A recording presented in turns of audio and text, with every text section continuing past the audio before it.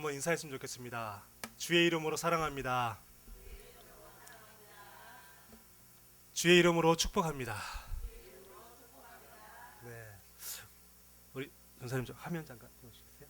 네, 제가 이게 그 주보에 우리 나와 있잖아요. 근데 제가 항상 뭘로 이렇게 메시지 하냐면 PPT로 메시지를 해요.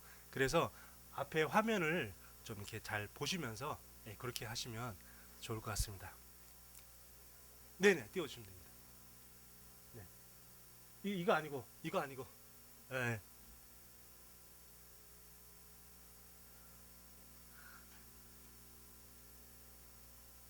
네. 그 슬라이드 쇼 해가지고, 슬라이드 쇼. 오른쪽 위에 보면, 아니요. 오른쪽, 저 맨 위에 보면, 가운데 슬라이드 쇼라고 돼 있어요. 슬라이드 쇼. 아니, 그 좀 더 빨간색 쪽에, 빨간색 쪽에 보면, 슬라이드 쇼라고 가운데 애니메이션 옆에 디자인 전환 애니메이션 슬라이드 쇼. 네네. 거기 들어가면 처음부터. 네. 어, 안 움직이는데. 아, 됐습니다. 네네. 네네, 됐습니다. 예, 이제 하겠습니다. 아, 좀 너무 안 하던 스타일로 하니까 좀 죄송합니다. 예, 제가 항상 이렇게 이걸 이렇게 하거든요. 주일 예배를. 네, 그래서 그냥 그 주보 나와 있지만 앞을 보시면서 이렇게 예배를 같이 드렸으면 좋겠습니다. 아, 제가 그 지난주에 베트남 갔다 와서 이렇게 몸살 감기가 좀 와가지고 좀 약간 힘들었나 봐요. 그래가지고 이제 한 주간 동안 약간 어려움이 있었는데 그래도 지금 많이 회복돼서 하나님 은혜로 이렇게 설 수 있게 된 걸 너무 감사드립니다. 자, 오늘 귀신을 쫓아내신 예수님이라는 제목으로 우리가 말씀을 볼 건데 우리가 가장 먼저 해야 될 것이 뭐냐면 두려움과 무서움을 좀 쫓아내자. 예, 이게 좀 중요한 것 같습니다. 오늘 28절부터 34절까지 봤지만 그 앞에 23절에서 27절에 보면 예수님과 제자들이 배를 타고 막 가는데 갑자기 큰 파도가 몰리고 바람이 불고 막 이런 일이 생깁니다. 자, 이렇게 됐을 때 예수님은 그 배에서 막 주무시고 계시는 거예요. 예수님은 막 주무시고 계십니다. 근데 이 모습이 무슨 모습하고 비슷하냐면 구약 시대 때 요나가 하나님이 요나에게 저 아수르의 수도 니느웨에 가서 복음을 전해라. 자, 그렇게 얘기를 했잖아요. 그러니까 요나가 알겠습니다. 이렇게 한 게 아니라 저는 못 갑니다. 저는 싫습니다. 그랬죠. 왜 그러냐면 이 아수르가 평소에 늘 이스라엘을 침략을 했었어요. 늘 이스라엘 침략하고 빼앗고 훔쳐가고 도둑질하고 막 그랬단 말이죠. 그러니까 거기에 대해서 마음에 뭐가 있어요? 상처가 있는 겁니다. 이 요나가. 그리고 또 미워하는 미움, 증오심도 있겠죠. 그 나라에 대해서. 근데 하나님이 그 나라 가서 복음 전하라 하니까 싫은 거예요. 어떤 상황과 비슷하냐면 예를 들어서 우리나라가 일제시대 일본과 거기 식민지 시대로 살았잖아요. 1945년도에 이제 독립했지 않습니까? 근데 만약에 예를 들어서 45년도에 독립을 했는데 47년쯤 돼서 아니면 46년쯤 돼가지고 우리한테 저 일본 가서 복음을 전해라. 그러니까 아니 지금 무슨 말씀입니까 지금 우리가 36년 동안 얼마나 고초를 당했는데 왜 우리가 저기 합니까? 그거랑 비슷한 거죠 지금 요나 입장이. 아시겠죠? 요나가 왜 그렇게 싫어했는지 그거랑 입장이 비슷한 거예요. 그래서 이 요나가 막 도망을 갑니다. 막 도망을 가는데 다시스로 가는 배를 타려고 요바를 가서 배를 딱 타고 이제 가는데 자기는 이제 깊은 잠이 빠진 거예요. 깊은 잠이 빠졌는데 그때 막 똑같이 이 예수님 이 잠든 이것과 똑같은 그런 상황이 벌어진 거죠. 막 비바람이 치고 바람이 불고 배가 흔들리고 막 그러니까 사람들이 전부 다 불안에 떨고 있는데 이 요나는 그 깊은 곳에서 잠을 자고 있습니다. 우리가 성경 66권은 다 뭘 의미하죠? 그리스도를 의미하죠. 그죠? 네. 요나도 사실은 그리스도를 의미합니다. 이게 무슨 뜻이냐면 요나가 선지자잖아요. 선지자인데 부족한 선지자. 그리고 많은 것들이 인간하고 똑같은 그런 선지자죠. 그래서 하나님이 완전한 선지자를 보내셨는데 그 완전한 선지자가 예수님이잖아요. 예. 그러니까 요나가 자고 있는데 사람들이 요나를 깨웁니다. 지금 네가 잠잘 때가 아니다. 지금 우리가 죽어가고 있는데 우리 제비 뽑아서 이 재앙이 누구 때문인지 뽑자 했는데 요나가 딱 걸렸잖아요. 그러니까 요나가 자기가 이건 나 때문입니다. 내가 물에 빠지겠습니다. 물에 빠집니다. 그러니까 이건 다 무슨 말을 의미하냐면 요나가 바닷속에 빠진 것은 예수님의 죽음을 의미하고 요나가 물에 빠져서 물고기 뱃속에 3일 동안 잡혔다가 나온 것은 예수님이 죽어서 3일 동안 무덤에 있는 걸 갖다가 나오는 것을 의미하는 거예요. 예. 그러니까 모든 것들이 예수 그리스도를 계속해서 예표하는 그런 이제 구약 성경은 다 그렇게 예표하는 거죠. 자, 그렇게 되는데 오늘 이 뱃속에 예수님이 계셨다는 것은 이 배 자체가 뭘 의미하냐면 예수님을 의미하잖아요. 노아의 방주가 예수 그리스도를 의미하잖아요. 그죠? 방주 대신 예수. 누구든지 방주를 타면 구원받는 것처럼 어떤 죄인도 예수님을 믿기만 하면 구원받는 것처럼. 예, 그렇습니다. 자, 그래서 이 노아와 노아 가족들이 나중에 이제 살아남아서 새로운 이제 그 시대를 이제 지구를 세상을 열어갔던 것처럼 모든 사람들이 다 죽고 난 다음에 예수님이 죽음으로 인해서 다시 부활하심으로 해서 인류가 이 예수님의 구원과 복음을 전 세계 전파되는 이런 것들을 이제 다 이제 예표하는 그런 사건들이거든요. 자, 이러고 있는데에 오늘 예수님이 뭐라 했냐면 어찌하여 무서워하느냐 믿음이 작은 자들아 이렇게 얘기를 합니다. 이렇게 막 사람들이 막 두려워가지고 풍랑이 치고 배가 침몰할 것 같으니까 막 두려워하고 있는데 예수님 우리를 구원해 주세요 이렇게 얘기하니까 예수님이 어찌하여 두려워하느냐 믿음이 작은 자들아 이렇게 얘기를 합니다. 우리 인생에도 이렇게 큰 어려움과 또 두려움이 있을 수 있겠죠. 어려움과 큰 두려움이 있을 수 있겠습니다. 근데 이런 어려움과 큰 두려움이 있을 때에 항상 기억해야 될 것이 뭐냐면 예수님이 누구냐? 창조주 하나님이십니다. 예수님은 창조주 하나님이시고요. 예수님은 구원자 그리스도가 되십니다. 예, 창조주 하나님이요 구원자 그리스도 되시는데 이 방주 되신 그 예수님이 또 그 실제로 배에서 함께 하고 계신 그 예수님이 지금 너희와 함께 하고 있지 않냐? 그런데 왜 어찌하여 두려워하고 있느냐? 믿음이 작은 자들아. 이렇게 말씀하시는 거죠. 네. 우리에게 뭐 자녀 문제 있을 수 있습니다. 또 남편 문제도 있을 수 있고요. 또 경제 문제도 있을 수 있고 또 우리 교회에 여러 가지 문제 어려움도 있을 수 있습니다. 근데 그때마다 우리가 늘 기억해야 될 것이 뭐냐면 예수님이 누구냐? 그리스도는 창조주 하나님이시요. 그리스도는 우리의 구원자 되신 정말 우리의 능력의 또 최고의 복음이고 또 우리의 모든 것을 다 이루시는 하나님의 그 선지자이고 제사장이고 왕이지 않습니까? 그래서 이분이 우리와 함께 있다는 사실을 우리가 늘 기억해야 될 것 같습니다. 자, 그러면 이렇게 먼저 우리가 두려움과 무서움을 다 내려놓고 하나님이 주 예수 그리스도가 우리와 함께 한다는 사실을 늘 기억하고 그 다음에 오늘 본문을 좀 보도록 하겠습니다. 첫 번째, 우리 오늘 말씀에 보면 불신자를 구원하시는 예수님입니다. 28절에 보면 예수께서 건너편 가다라 지방에 가심에 그랬습니다. 자, 가다라 지방이 어떤 지방이냐면 그 불신자들, 이방인들이 많이 살고 있는 그런 땅이었습니다. 그래서 돼지떼를 많이 키웠거든요. 이스라엘 백성들은 돼지를 먹을까요, 안 먹을까요? 안 먹죠. 이스라엘 백성들은 왜냐하면 구약의 율법에 돼지를 먹지 말라고 그랬거든요. 그래서 그 소나 뭐 양 그리고 염소 이런 것들을 키웠잖아요. 소, 양, 염소 이런 걸 키웠지 돼지는 안 키웠어요. 근데 이 지방에 보면 불신자들이 굉장히 많이 살고 있고 이방신을 섬기는 사람들이 많이 살고 있었어요. 근데 그 사람들이 돼지를 키웠던 거예요. 우상을 섬기고 또 귀신을 숭배하는 이런 사람들이 많이 살고 있던 거죠. 자, 이런데 이런 불신자들을 예수님이 찾아가신 거예요. 마태복음 4장 13절에서 16절에도 보면 거기도 성경에 보면 나옵니다. 뭐가 나오냐면 스불론 땅과 납달리 땅과 요단강 저편 해변길과 이방의 갈릴리여 이렇게 말씀합니다.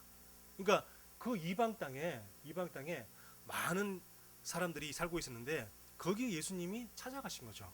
그러니까 예수님이 뭐라 했냐면 흑암에 앉은 백성이 큰 빛을 보았고 사망의 땅과 그늘에 앉은 자들이 빛이 비쳤도다. 그러니까 그 불신자들 하나님을 안 믿는 정말 유대인들 말고 완전 이방신들 귀신 섬기는 그런 사람들만 사는 곳에 예수님이 가니까 흑암에 앉은 백성이 큰 빛을 보았고 사망의 땅과 그늘에 앉은 자들의 빛이 비쳤다라고 말씀합니다. 그래서 예수님이 오신 이유는 뭐냐? 불신자를 구원하시기 위해 오셨습니다. 예수님이 오신 이유는 전도, 선교, 영혼 구원을 하기 위해서 오신 거죠. 다른 거 위해서 오신 게 아닙니다. 그래서 제가 전선영 그랬는데 전선영이 뭐냐? 전도, 선교, 영혼 구원입니다. 근데 우리 전영선 우리 전사님 계시잖아요. 이름을 참 잘 지었어요. 보니까 전선영인데 이름만 조금만 바꾸면 전도, 영혼 구원, 선교예요. 그래서 이름을 참 잘 지으신 것 같아요. 전도하고 영혼 구원하고 선교하라고 이름을 전선영이라고 그죠? 지으신 것 같습니다. 그래서 마태복음 8장에도 보면 그 이방 그 사람을 치유하는 이야기가 나오죠. 8장에 보면 그 8장 5절에서 쭉 보면 뭐가 나오냐면 백부장의 하인을 고치는 장면이 나옵니다. 이 백부장이 누구냐면 로마의 군인이죠. 로마의 군인. 그러니까 100명의 부하를 거느리고 있는 군인이 백부장인데 이 백부장이 어느 날 예수님을 찾아와가지고 자기 하인이 중풍병에 걸렸다고 우리 하인 좀 고쳐달라고 이렇게 얘기를 한 겁니다. 그러니까 예수님이 알았다. 내가 가서 고쳐주리라. 이렇게 얘기했더니 백부장이 뭐라 그랬습니까? 말씀만 하옵소서. 말씀만 하옵소서. 나도 하인이 있습니다. 하인이 있는데 우리 하인 보고 자기 부하 보고 야 이리로 가. 그럼 이리로 오고 저리로 가. 그럼 저리로 오니까 예수님도 그냥 말씀만 하십시오. 이게 얼마나 대단한 믿음입니까? 대단한 믿음이죠. 말씀만 그냥 여기서 우리 집까지 오시지 않고 말씀으로만 병 떠나가 이렇게 하면 그러면 병 떠나갈 줄 저는 믿습니다. 이게 얼마나 보통 믿음이 아니죠. 만약에 저 같으면 아닙니다. 오세요. 오셔가지고 좀 만져주고 좀 안수기도 좀 해주시고 그래야 낫지. 말씀한다고 됩니까? 그리고 여기서 말이죠. 우리 집도 아니고 아마 그렇게 했을 거예요. 근데 이 얼마나 믿음이 좋으면 백부장이 말씀만 없어. 여기서 그냥 말씀만 해도 저 멀리 떨어져 있는 우리 집의 아이가 나을 줄 믿습니다. 우리가 여기서 예배 드릴 때에 하나님이 역사하시면 우리의 가정과 우리의 사업장에 역사하실 줄 믿습니다. 그러니까 이제 예수님이 너무 깜짝 놀라가지고 내가 이렇게 믿음이 좋은 사람을 보지 못했다 이렇게 얘기했잖아요.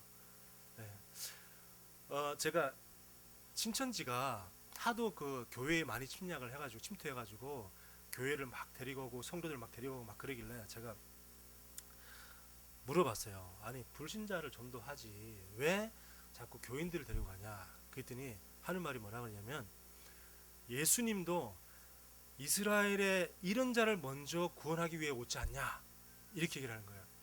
아마 그렇게 생각하는 사람들이 많을 겁니다. 예수님은 이스라엘 백성을 먼저 전도하고 구원하기 위해서 오셨고 나중에 바울이 이방인을 전도했지 예수님은 이스라엘 백성만 많이 전도했다 이렇게 오해하고 계신 분들이 많은데 안 그렇습니다.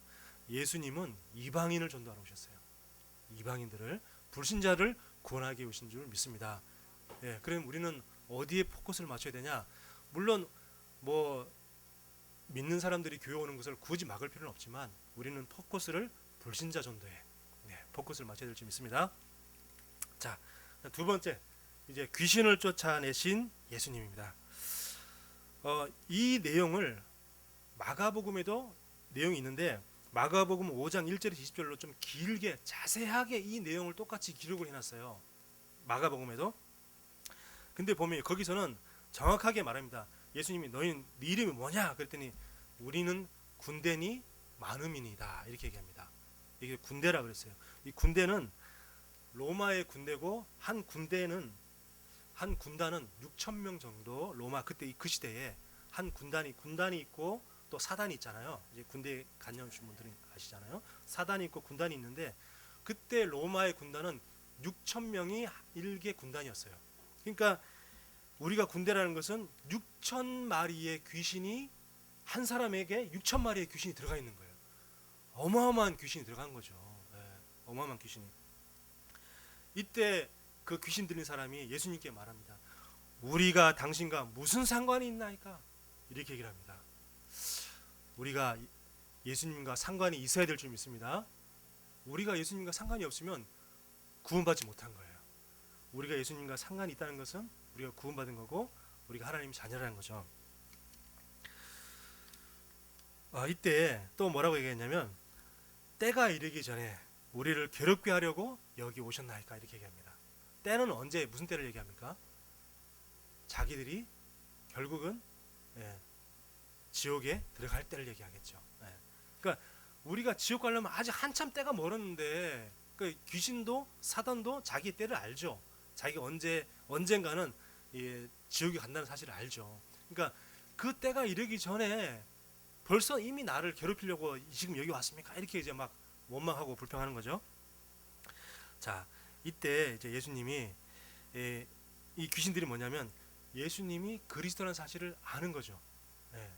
알고 눈치채고 벌써 얘기하는 거죠. 저와 여러분들이 정말 구원받은 하나님 자녀가 맞다면 귀신들도 저와 여러분들을 알아볼 줄 믿습니다. 알아봅니다. 저도 여러분 전도하러 많이 다녀봤었고 또 저도 이제 무당 전도 많이 다녀봤거든요. 다녀봤더니 뭐 알아보는 사람도 있고 알아보지 못하는 사람도 있고 뭐 가지각색이더라고요. 제가 알아보는 사람들은 이 사람은 뭔가 좀 세상 말로 영빨이 있구나 뭐 이렇게 귀신빨이 있구나 뭐 이렇게 하고 또 알아보지 못한 사람은 아직은 조금 뭐 그렇구나 뭐 이렇게 저도 생각했는데 결국은 이 심판의 시간표가 있다는 거고 심판의 시간표가 아직 이르지 않았다는 거죠. 하지만 결국에는 이 사단과 귀신들은 영원한 지옥으로 가게 되어 있다는 거죠. 결국에는 하나님 시간표에. 그래서 그 마가복음 5장 13절에 보면 2,000마리나 되는 돼지떼로 들어갑니다. 여기는 오늘 우리 마태복음에는 2,000마리 되는 돼지떼라고 그런 자세한 내용까지는 안 나와 있지만 마가복음에는 2,000마리나 되는 돼지떼에 들어갔다고 자세히 기록하고 있습니다. 이 귀신을 물리치는 이 권세를 저와 여러분에게 주신 줄 믿습니다. 그래서 누가복음 10장 19절에 뱀과 정갈을 밟으며 저는 원수의 모든 능력을 제어할 권능을 주었다 얘기인데 저는 여기다가 항상 원수를 빼고 마귀를 줬습니다. 마귀를 넣어서 마귀의 능력을 제어할 권능을 우리에게 주셨다. 제가 한 번은 이제 한참 길을 가는데 어디서 막 굿하는 소리가 막 들리는 거야. 한참 막 북치고 깽가리치고. 근데 이거는 이제 가만히 들어보니까 왜 우리 사물놀이 한다고 가끔씩 사람들이 이렇게 막 다니기도 하잖아요. 뭐 명절 비슷할 때. 근데 그런 소리가 아닌 것 같아. 분명히 이건 굿하는 소리 같아요. 그래가지고 어디서 굿을 하나 싶어서 제가 막 쫓아간 겁니다. 막 따라갔더니 진짜 아니나 다를까 무당 3명이서 굿을 하는데 이렇게 술집이었어요.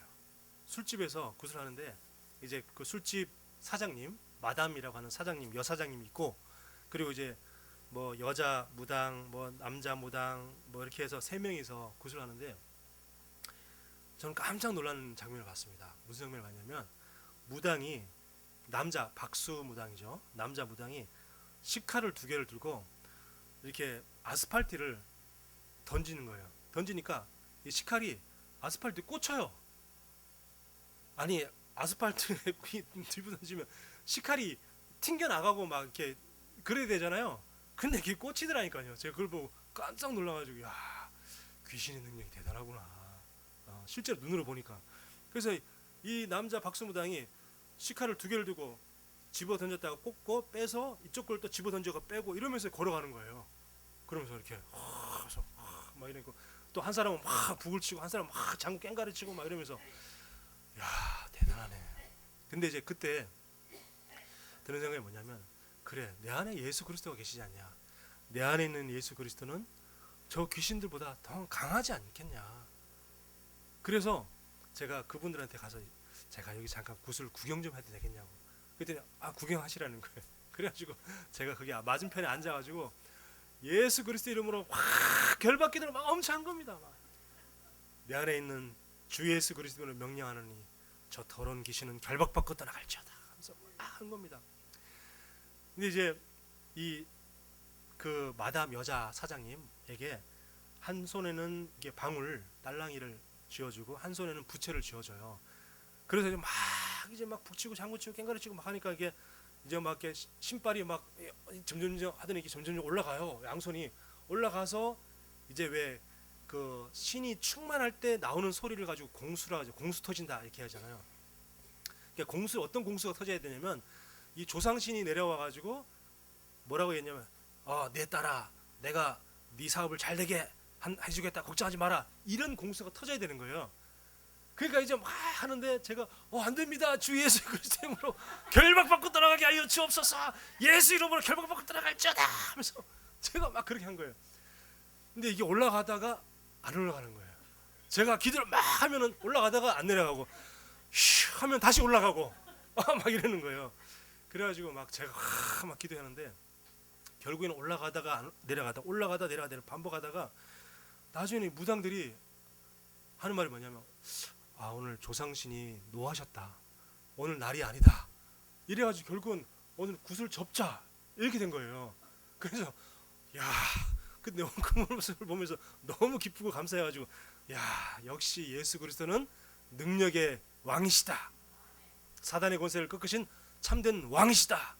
제가 그때 그랬다니까요. 그러면서 얼마나 기쁘고 감사하든지 결국은 이게 한쪽으로는 잠깐 살짝 미안한 마음도 있더라고요. 왜냐하면 몇백만 원 들여서 혹은 뭐 무당이 3명이니까 1,000만 원 더 들였을지도 몰라요. 진짜 그렇게 큰 돈을 들여서 굿을 했는데 굿을 망치게 했으니까 조금은 이제 미안한 마음이 살짝 있었는데 근데 그때 그 당시에 제가 나는 첫 번째 기쁨이 뭐냐 나는 하나님 자녀 맞구나. 두 번째 내 안에 예수 계신 그리스도는 능력이 많은 그리스도다. 그것을 제가 실제로 확인하고 돌아오는 그런 일이 있었거든요. 저와 여러분에게 이 능력과 권세를 주신 줄 믿습니다.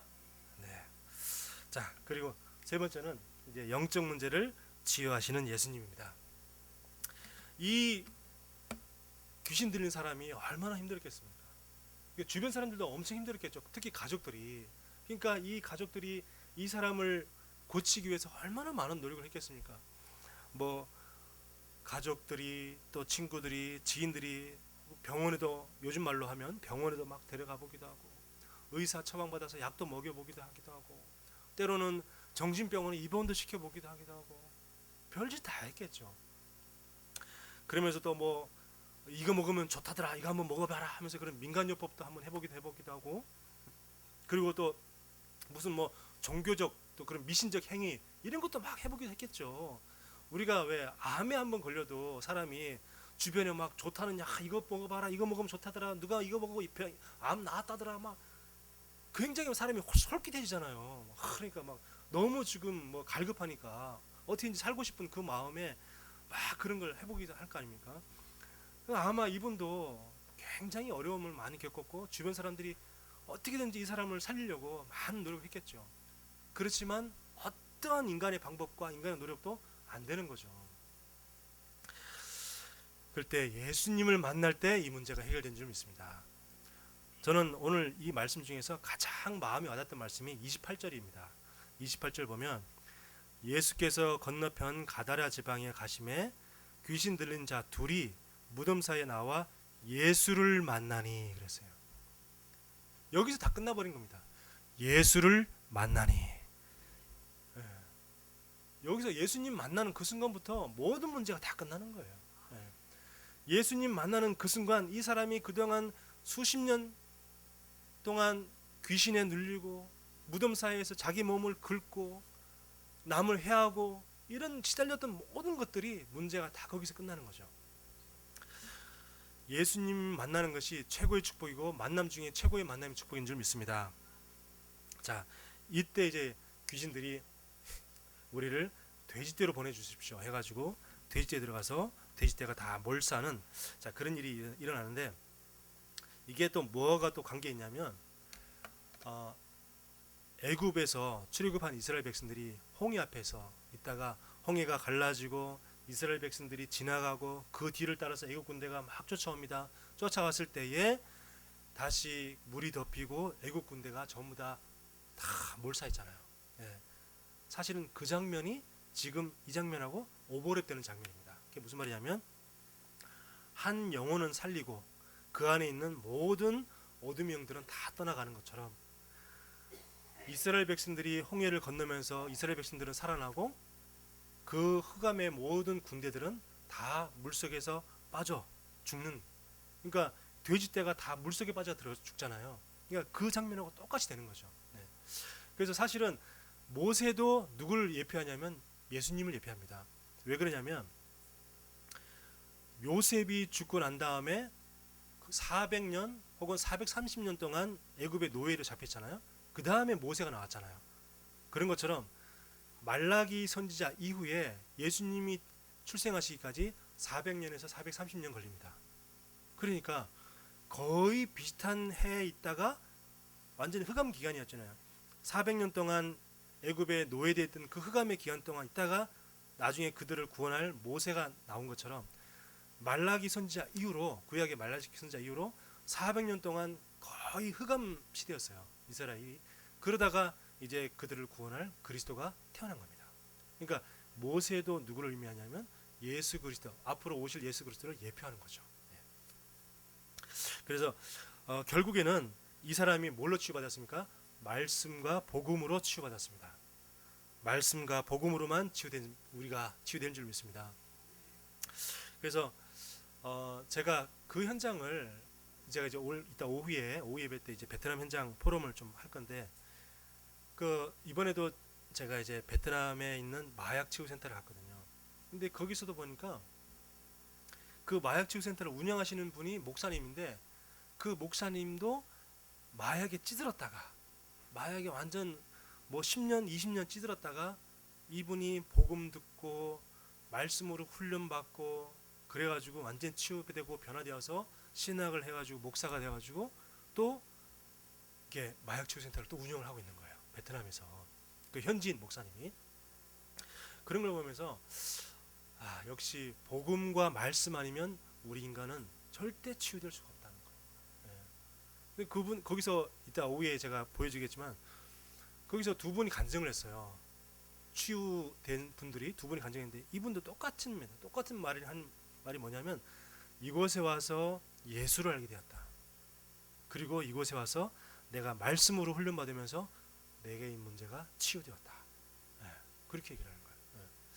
그래서 우리가 성경을 가까이 해야 되고 말씀을 좀 가까이 했으면 좋겠습니다.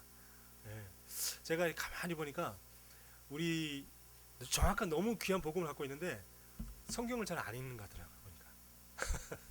많이 읽으세요 혹시? 근데 안 읽는 분들이 많아요, 성경을. 그래서 우리가 이제 말씀을 많이 듣고 메시지를 많이 듣는 것도 중요하지만 성경도 좀 많이 읽고 성경 중심으로 우리가 신앙생활을 좀 하면 좋을 것 같습니다. 자, 마지막 결론입니다. 우리가 두려워하지 말고 이제는 현장을 이제 살려야겠습니다. 우리 서론에 어찌하여 두려워하느냐, 믿음이 작은 자들아 그랬습니다. 그래서 우리 이번에 여기서 믿음이 작은 자들아 대신에 믿음이 거기에다가 자기 이름을 한번 넣어서, 내 이름을 한번 넣어서 한번 해보겠습니다. 어찌하여 두려워하느냐, 믿음이 작은 남이라. 어찌하여 두려워하느냐, 믿음이 작은 남이라. 혹시 여러분에게, 저에게 여러 가지 두려움이 있을 수 있습니다. 저도 이제 제 소망교회에 오게 돼서 이제 막 새로 시작하다 보니까 두려움이 있을 수도 있고, 저도 그리고 제가 여러분들을 잘 섬겨야 할 텐데 막 이런 걱정도 있고, 제가 잘 섬겨야 할 건데 여러분들은 정말 잘 섬겨야 할 건데 그런 걱정과 두려움이 있습니다. 또 여러분들도 걱정과 두려움이 있을 수 있겠죠. 근데 중요한 것은 창조주 하나님 되시고 또 우리 구원자 그리스도 되시는 예수님이 우리와 함께 하시고 또 저와 여러분과 함께 하시기 때문에 그 믿음 가지고 어찌하여 두려워하느냐, 믿음이 작은 남이라 하고 승리하시기 바랍니다. 우리는 이제 현장을 이제 살려야 될 건데 세 가지 사역을 해야겠습니다. 제일 첫 번째가 말씀 사역. 말씀 사역. 제일 중요한 게 강단 말씀입니다. 강단 말씀만큼 더 중요한 게 없습니다. 우리가 뭐 늘 듣는 말이고 늘 우리가 훈련 받아왔던 말이지만 우리가 강단의 말씀 늘 붙잡고 기도하고, 저는 우리 아내에게 좀 감사한 게 뭐냐면 우리가 이렇게 부부간에도 이렇게 싸울 일이 많이 있잖아요. 예, 그러면 이제 싸우다 보면 뭐 믿음이 또 약해질 수도 있잖아요. 근데 우리 아내는 참 감사한 게 그래도 강단 말씀만큼은 주도 안 놓쳐요. 그래서 일주일 내내 그냥 강단 말씀 붙잡고 뭐 성경을 이렇게 잘 읽지는 않지만 강단 말씀만큼은 늘 붙잡고 기도하고 늘 그런 게 저는 너무 감사하고 고맙더라고요. 예. 그래서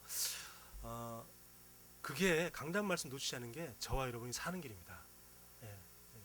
우리가 뭐 많은 말씀을 듣고 우리가 많은 말씀 우리 훈련도 많이 참석하고 다 좋겠지만 우리가 강단 말씀만 놓치지 않아도 우리가 승리할 줄 믿습니다. 네, 그래서 말씀을 강단 말씀과 또 복음 가지고 우리가 성경을 읽으면서 제일 중요한 게 말씀 사역을 하는 겁니다.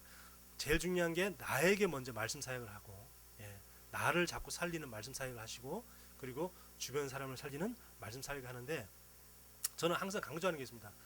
뭐라고 하냐면 포로미 전도다. 저는 그렇게 늘 얘기합니다. 한번 따라해 보십시다. 포로미 전도다. 예. 그러니까 포럼을 내가 은혜 받은 걸 갖다가 우리 주변에 뭐 친한 사람들, 아는 사람들에게 내 이번 주 강단 말씀에 이런 말씀이 있었는데 내 이런 말씀 은혜 받았어. 이런 걸 가지고 그냥 주변에 문자로 카톡으로 보내도 되고 아니면 그냥 만났을 때 뭐 이번 주에 이번 예배 때 이런 은혜 받았는데 난 참 좋더라. 그냥 우리 목사님이 설교를 폭 잘하지는 않았는데 새로운 목사님이 폭 잘하지는 않았는데 근데 좀 이런 말씀이 있는데 그런 말씀이 좀 마음에 와닿았어. 이렇게만 해줘도 그게 아무것도 아니지만 그게 가랑비 옷 젖듯이 그 사람의 마음 문을 열게 만드는 거거든요. 그러다가 언젠간 하나님의 시간표가 되면 그 사람이 이제 복음을 받아들이게 되는 거죠. 그래서 항상 저는 얘기하는 게 포럼이 전도다. 그리고 불신자 전도할 때는 제일 좋은 게 뭐죠? 간증. 내가 어떻게 예수 믿고 내가 복음 알고 났더니 어떤 부분들이 너무 좋더라. 그게 제일 좋은 전도 방법입니다. 우리가 뭐 불신자한테 자 가만히 있어봐, 내가 한판 해야지 하면서 이제 구원의 길 쫙 그리면서 막 한판 해야지 내가 속이 시원해 막 뭐 그것도 좋지만 그런 게 어떻게 보면 그 지식이잖아요. 예. 불신자 상태 6가지, 뭐 신자 뭐 숙보 7가지 이런 게 그 상대 입장에서는 그냥 뭐 성경 지식을 쭉 저한테 얘기하는 거야. 근데 그게 맞는 말인데 사실은 마음에 크게 와닿지 않거든요. 근데 내가 예수 믿기 전에는 내가 참 이런 일이 있었는데 내가 예수 믿고 내가 복음 알고 나니까 참 이런 부분이 난 너무 좋더라. 그게 이제 그 사람의 마음 문을 여는 거거든요. 제일 좋은 방법은 간증, 포럼이 바로 전도입니다. 아시겠죠? 그 두 번째가 이제 기도 사역입니다. 우리가 현장에서 꼭 이렇게 구원의 길을 꼭 전하고 복음을 꼭 전해야지만 전도라고 생각하는데 그렇지 않습니다. 기도해 주는 것만 해도 어마어마한 전도예요. 불신자들이요, 내가 복음 전하려고 그러면 싫어요 가세요 이렇게 얘기하지만 제가 잠깐 기도해 드려도 될까요? 그러면 받아들이는 사람들이 많습니다. 네, 진짜요. 진짜 기도했습니다. 저도 그렇게 전도를 많이 했거든요. 옛날에 병원 갔을 때도 가서 뭐 자 종이 꺼내놓고 한판 하게 이렇게 하지 않고 그게 아니고 그냥 제가 잠깐 몸이 어디 아프세요? 제가 잠깐 기도해 드릴까요? 이렇게 하면 되는데 예. 그럼 마지못해 또 받아준다는 사람도 많이 있어요. 그러면 제가 잠깐 손 붙잡고 기도해 드리겠습니다. 손 붙잡고 제가 기도를 해드리는 거예요. 그럼 기도해 드리면 다 좋아합니다. 싫어하는 사람 아무도 없어요. 복음 전하고 막 이러면 다 싫어하지만 기도해 준다 그러면 불신자들도 다 좋아해요. 네, 다 좋아합니다. 그럼 이제 기도해 주고 그러면 이제 마음 문을 열고 제가 그럼 혹시 상황이 어떻게 되세요? 그러면 제가 다음에라도 제가 항상 기도하겠습니다. 다음 한 주 다음에 또 올 때까지 또 계속 기도할게요. 그래서 그렇게 하면 좋아하거든요. 그래서 이제 만남이 지속되어지다 보면 나중에 진짜 이제 한번 제가 중요한 거 전해주고 싶은데 한번 들어보실래요? 하면서 복음도 전하고 이제 그때는 이제 한판 하셔야 되는 거죠. 이렇게 죽었어 하면서 이제 자, 그래서 우리가 기도로 우리가 위로도 해주고 기도로 힘을 더 실어주고 그죠? 또 기도할 때 우리가 성령이 역사하도록 그리고 세 번째 더 중요한 게 있습니다. 생명 사역입니다. 생명은 뭐죠? 살리는 거잖아요. 아무리 좋은 복음 기도 다 해놓고 나중에 막 네가 그래서 안 되지 막 이러면서 니 그러니까 안 되는 거야. 네가 내 말을 들었어야지. 막 그럼 이제 안 되는 거죠. 안 되는 겁니다. 우리가 특히 친한 사람일수록 이런 실수를 할 때가 많아요. 특히 가족 간에 불신자 남편이라든지 불신자 자녀. 그러니까 네가 예수 믿었어야지. 내가 뭐라 하더라. 말하면서 내가 진작 예수 믿으라 안 하더라. 그래서 그러면 이제 그래 네 혼자 믿어라 이제 이렇게 되는 거죠. 그래서 우리가 중요한 게 생명사역이 중요합니다. 생명사역은 살리는 사역이죠. 그래서 우리가 너무너무 귀하고 너무너무 복음을 가지고 소정을 가졌기 때문에 우리가 가족일수록 친한 사이일수록 우리가 말을 좀 조심해서 하면은 분명히 또 이렇게 전도의 열매, 응답의 열매가 맺힐 줄 믿습니다. 그래서 제가 이런 말을 했어요. 정비하지 말고 나의 체질을 정비하자 그랬어요. 정비가 뭐냐면 정죄 비판. 앞에 정비는 정죄 비판. 뒤에 정비는 이제 고치는 거, 자동차 정비할 때 그런 정비, 실제 진짜 정비. 그래서 정비하지 말고 정죄 비판하지 말고 나의 체질을 먼저 정비하자. 복음으로 나의 체질을 고치자 그 말이죠. 정비하자. 자, 이렇게 말씀 사역, 기도 사역, 전도 사역, 이게 생명 사역이 이것이 바로 우리의 플랫폼이요, 안테나요, 또 망대가 될 줄 믿습니다. 기도하겠습니다. 하나님 은혜를 감사합니다. 부족한 종 하나님 말씀을 전했습니다. 하나님 영광에 가려는 말씀들은 하나님 생각나지 않게 하시고 하나님 영광 돌리는 말씀만 생각나고 기억나게 하여 주시옵소서. 하나님 현장에는 오늘 본문에 귀신 들린 자처럼 정말 영적으로 어려움 겪는 사람들이 너무나 많습니다. 그들을 살리는 말씀 사역, 또 기도 사역, 또 생명 사역 할 수 있도록 주님 역사하여 주시옵소서. 그 전도의 문을 열어 주시옵소서. 살아계신 예수 그리스도 이름으로 기도하옵나이다. 아멘.